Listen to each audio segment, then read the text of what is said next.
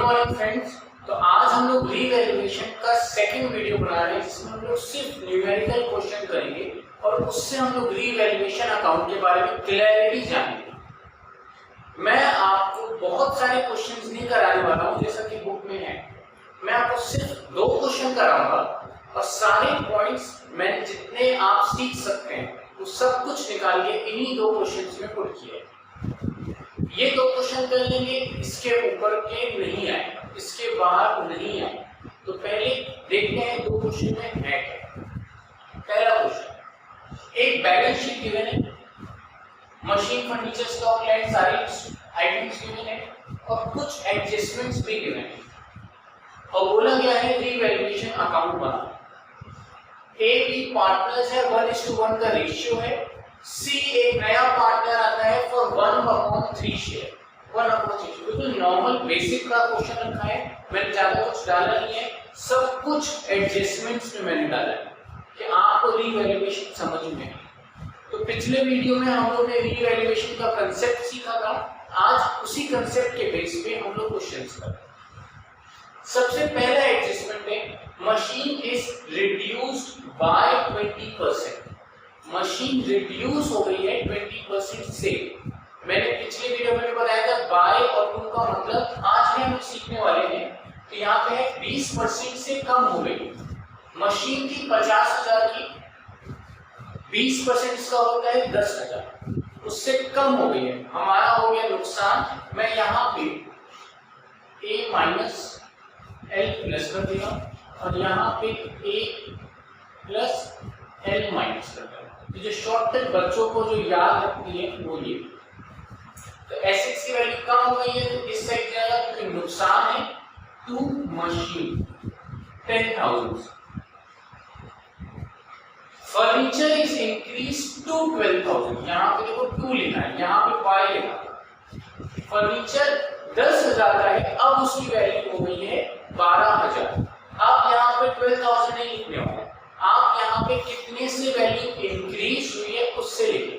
कितने से value increase हो रही है, 10,000 और 12,000 को कंपेयर करो तो 2,000 से फर्नीचर की वैल्यू इंक्रीज हो रही है। एसेट्स इंक्रीज हो रहे हैं, क्रेडिट साइड जाएगा बाय फर्नीचर 2,000। सिर्फ यही 5 एडजस्टमेंट नहीं है, अभी जगह कम थी तो मैं इस 5 को कराने के बाद बाकी एडजस्टमेंट भी इसी क्वेश्चन में लेके आ जाऊंगा। हम लोग सिर्फ 2 क्वेश्चन करने वाले। पहला क्वेश्चन थोड़ा सा लेंथी है। Stock is under valued bye 10%। Under value का क्या मतलब है? अंडर वैल्यू का मतलब यहाँ पे ये है कि जितने से भी स्टॉक रिकॉर्डेड है वो 10% कम रिकॉर्डेड है। स्टॉक की ओरिजिनल वैल्यू ये 27,000 नहीं है, स्टॉक की ओरिजिनल वैल्यू कुछ और है, उसका 10% कम करने के बाद ये 27,000 आ गया। हम लोग को उसकी ओरिजिनल वैल्यू पहले निकालनी है और उस ओरिजिनल वैल्यू से इसको कंपेयर करना है। अंडर वैल्यू बाय 10% मतलब 10% से कम है, तो ये 27,000 जो है ये 10% कम है। अगर मैं 100% एक ओवरऑल लूं तो ये 27 किसी अमाउंट का 90% है। तो एग्जाम में वो सारी इक्वेशंस बना के सॉल्व करेंगे या मैं एक शॉर्ट ट्रिक बताऊं। सीधा सीधा एक शॉर्ट ट्रिक समझो। अंडर वैल्यू मतलब कम, ओवर वैल्यू मतलब ज्यादा। यहाँ तक तो प्रॉब्लम नहीं है। अगर इसकी ओरिजिनल वैल्यू निकालनी होगी, ओरिजिनल वैल्यू जो निकालनी होगी स्टॉक की, जो वैल्यू लिखी है क्वेश्चन में अपॉन जो वैल्यू क्वेश्चन में लिखी है अपॉन, अगर अंडर वैल्यू है तो 100 से उतना माइनस करो, अगर ओवर वैल्यू है तो 100 में उतना ऐड करो। मतलब 100 में से 10% मैंने माइनस कर दिया क्योंकि अंडर वैल्यू है, तो मैं यहाँ पे 90 कर दूं इनटू हो गया। अगर यहाँ पे 20% होता तो मैं यहाँ पे 80 कर देता, अगर यहाँ 30% होता तो मैं यहाँ पे 70 कर देता। 100 से मैं माइनस कर दे रहा हूँ क्योंकि अंडर वैल्यू है। अगर ओवर वैल्यू होता 10% तो मैं यहाँ पे 110 कर देता। ओवर वैल्यू यहाँ पे 20% होता तो मैं 120 कर देता। सिंपल। तो अभी के केस में 10% अंडर वैल्यू है, इसको जब सॉल्व करोगे तो आएगी 30,000। अब इस 30,000 को और इस 27,000 को कंपेयर करो। मतलब स्टॉक की ओरिजिनल वैल्यू है 30,000, हमने रिकॉर्ड कर रखी है 27,000, तो हम स्टॉक को इंक्रीज कर दें उसकी ओरिजिनल वैल्यू लाने तक, और कितने से इंक्रीज करें? 3,000 से। तो हाँ, स्टॉक इंक्रीज हो रहा है, हमारा फायदा है, बाय स्टॉक 3,000। तो ऐसे ही मैं एडजस्टमेंट वाइज जितने मैक्सिमम पॉसिबल सिनेरियो बन सकते हैं मैं आपको करा दूंगा। ये तो एक वर्किंग में आप शो कर। अच्छा, fourth point, market value. MV का मतलब होता है market value. Market value of land is 1,50,000। Land 1 lakh की थी और उसकी मार्केट वैल्यू हो गई है 1,50,000। तो 50,000 से लैंड की वैल्यू इंक्रीज होगी, मैं आ लिखूंगा bye 50,000। Debtors to the extent of ₹5,000 were unrecorded। इसका मतलब डेटर्स 5,000 रुपए तक हमने रिकॉर्ड ही नहीं किए। डेटर्स ऑलरेडी 75,000 पे रिकॉर्डेड है, बट 5,000 के अभी भी रिकॉर्ड करने बाकी है। डेटर्स रिकॉर्ड करने बाकी है मतलब डेटर्स होगा इंक्रीज, डेटर्स इंक्रीज होगा मतलब होगा एसेट्स इंक्रीज, और एसेट्स इंक्रीज होगा तो मतलब क्रेडिट साइड बाय डेटर्स 5,000। इन पांचों का एडजस्टमेंट तो आपने देख लिया। अब मैं कुछ और एडजस्टमेंट भी यहाँ पे लिखने वाला हूँ और उसके बाद इस क्वेश्चन को कंप्लीट करेंगे। आइए अब बाकी के एडजस्टमेंट को देखते हैं। बाकी क्या लिखा है? 6 एडजस्टमेंट। फिफ्थ 5 एडजस्टमेंट हम लोग ऑलरेडी देख लिए हैं, अब 6 एडजस्टमेंट की तरफ आते हैं। Plan is taken over by mister B for ₹35,000। जो ये प्लान है 30,000 का, ये हमने सेल तो करना था, आज हम कल इसको हमको रीवैल्यू करना था बेसिकली। अब आज हम इसको रीवैल्यू करने गए, जब हमने पता किया तो हमारा ही एक पार्टनर इस प्लान को खरीदने में इंटरेस्टेड था, मैंने उसको सेल कर दिया।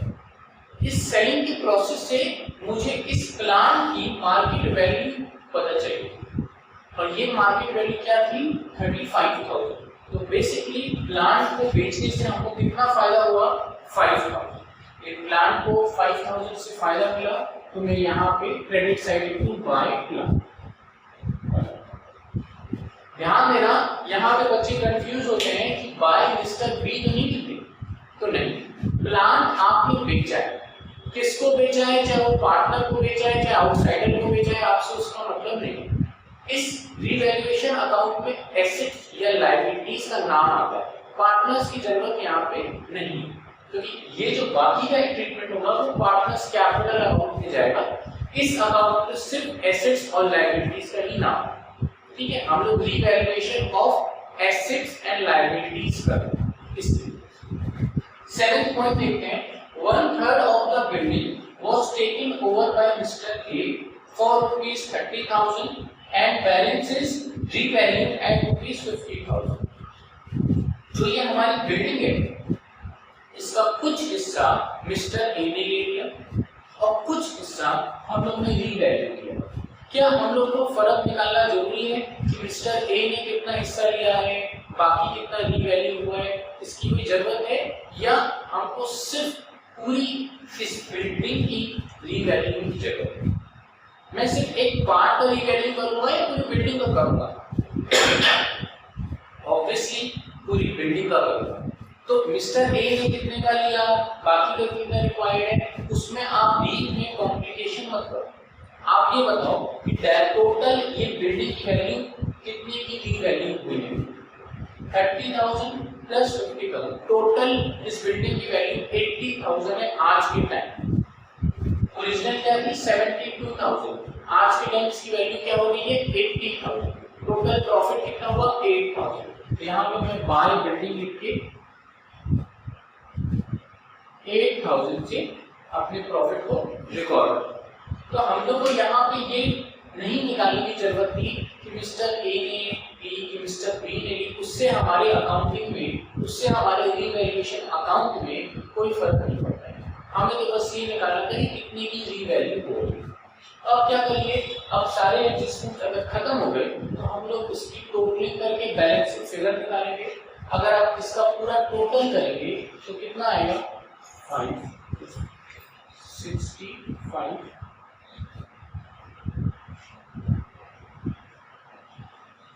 73,000, यहाँ पे भी 73,000 आना चाहिए।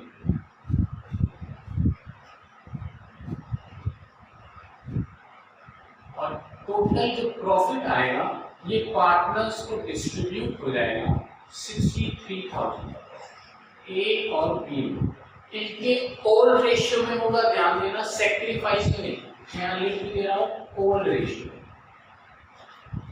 31,500 31,500। क्वेश्चन खत्म। तो रीवैल्यूएशन अकाउंट इसी तरीके से बनता है, आपको एसेट्स और लायबिलिटीज को रीवैल्यू करना।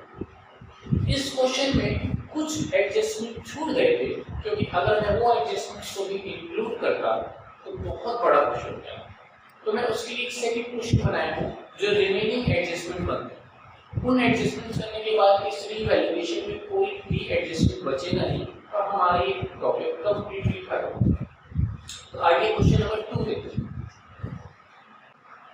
आइए तो अब सेकंड क्वेश्चन देखते हैं। क्वेश्चन नंबर 2 जो आपके एडजस्टमेंट्स थे जो क्वेश्चन नंबर 1 में कवर नहीं हो पाए, वो एडजस्टमेंट मैंने क्वेश्चन नंबर 2 में इंक्लूड किए।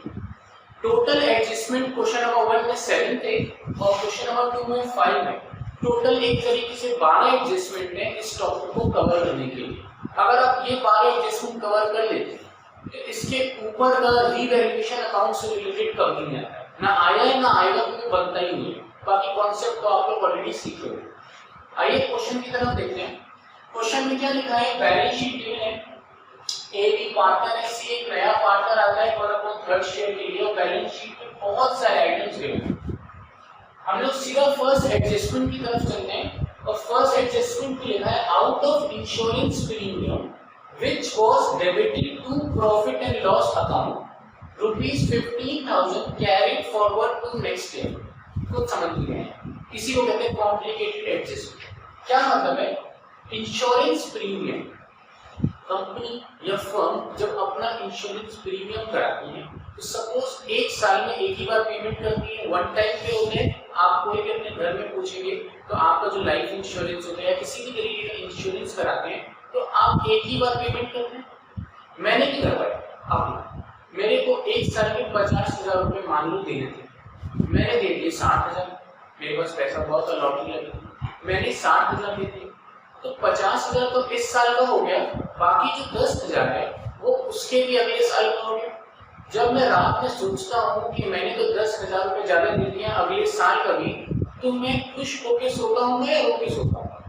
मैं एक टेंशन फ्री होके सोता हूँ कि चलो उसके अगले साल का भी बवाल खत्म, तो मेरे मुंह पे एक मुस्कान सी आ जाती है।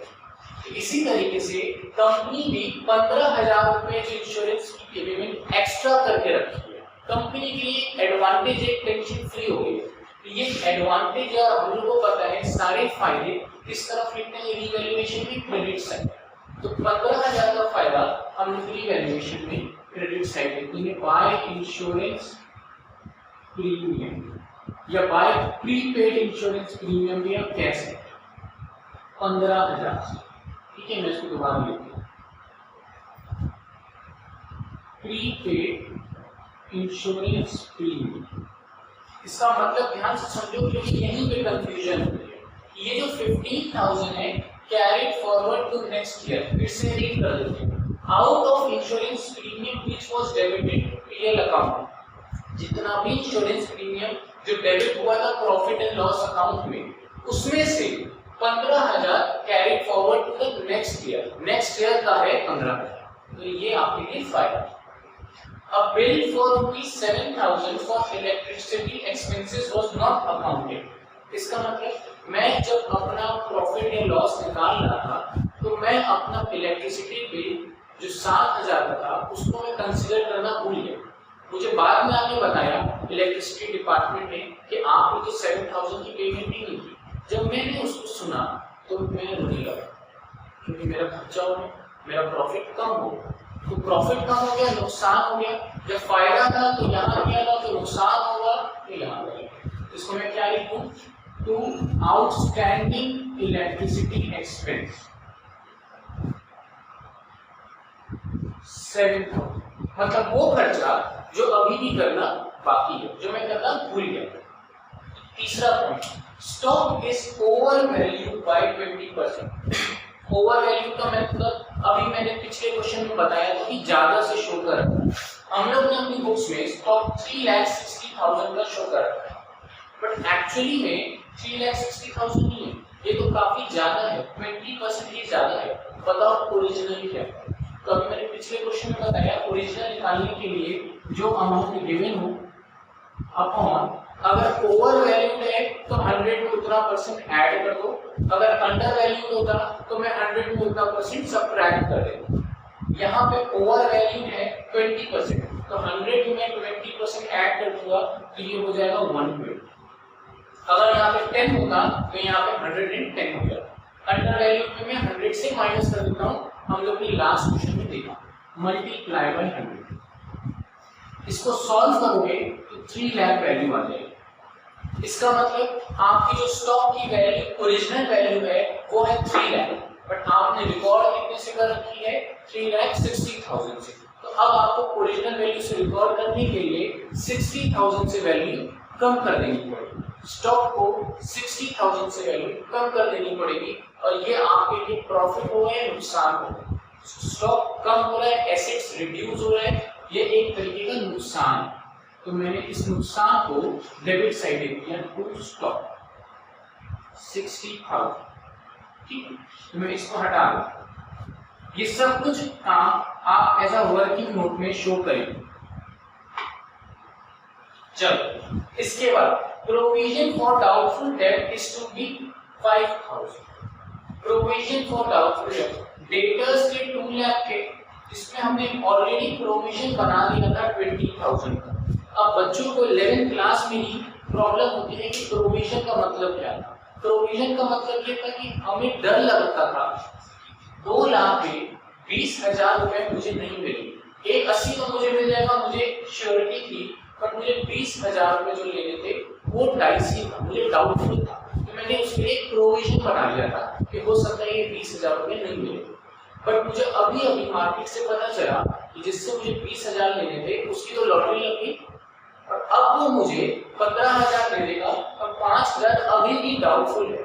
तो ये जो प्रोविजन है ये 5,000 पे रिड्यूस हो गया।